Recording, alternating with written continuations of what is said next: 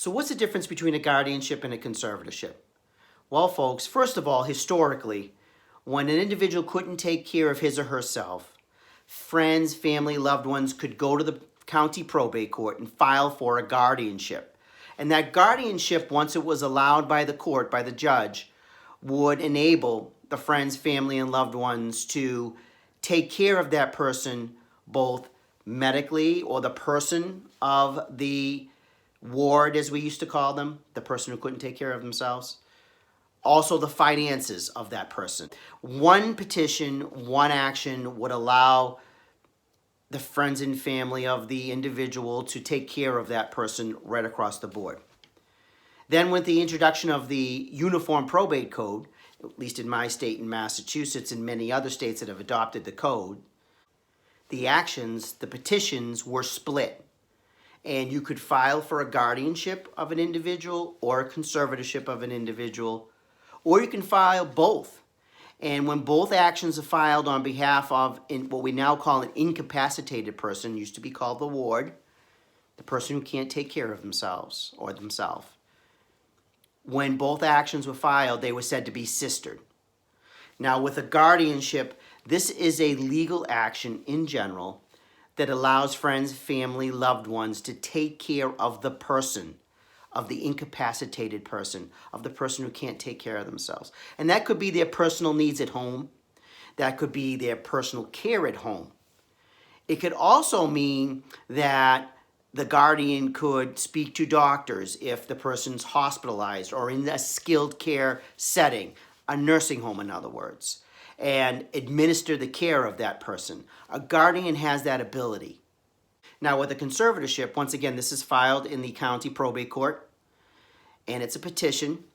And what happens with this instance, now the person can't take care of their finances, their financial affairs. And so there is an individual, a friend, family, loved one that's appointed in order to assist this person with the care of their finances. Now in my practice, where I typically deal with these issues is with an elderly parent, one that may be suffering from dementia or some other physical ailment where they just can't take care of their affairs or themselves. And at that point, typically I'm assisting the family with this type of an action or these types of actions in order to care for their parent. Now, when this happens, the court does want information. If it's with a guardianship or conservatorship, the court's going to want to know what type of medical treatment the incapacitated person is receiving. So we will file information with respect to the prognosis of the doctors. And also the court will want to know what type of finances are being handled. And with that, there's an inventory, an accounting that is filed with the court in order for the court to actually monitor. Now the individual or individuals that are appointed to care for the incapacitated person are considered fiduciaries. I've talked about fiduciaries quite a bit in the past. I've included some links below or on Facebook, some links above to some of my past videos that will define what fiduciary duty is and what these actions are, the short definitions.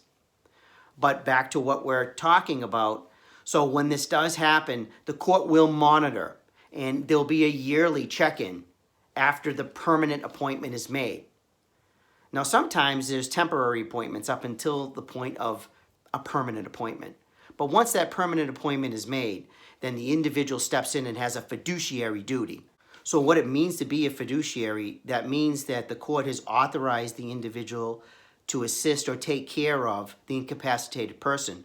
And that person has a high level of trust, a high level of responsibility. And the court views this person as someone that must be trusted. And so the person could be held liable, for instance, if there's some type of malfeasance that happens during their appointment. Now, if you're watching me on YouTube, make sure that you subscribe in the lower right-hand corner. If you're watching me on Facebook, make sure that you like the video. Make sure that you check out some of the links to some of my past videos that I've included in the description below. If you're watching me on Facebook, it'd be the description above. And if you're watching me on YouTube, some of my prior videos will be appearing here They'll be meant, some of them to be shorter, and definitions on some of the concepts that I've talked about in this video. Dave Ceruolo, CeruoloLaw.com.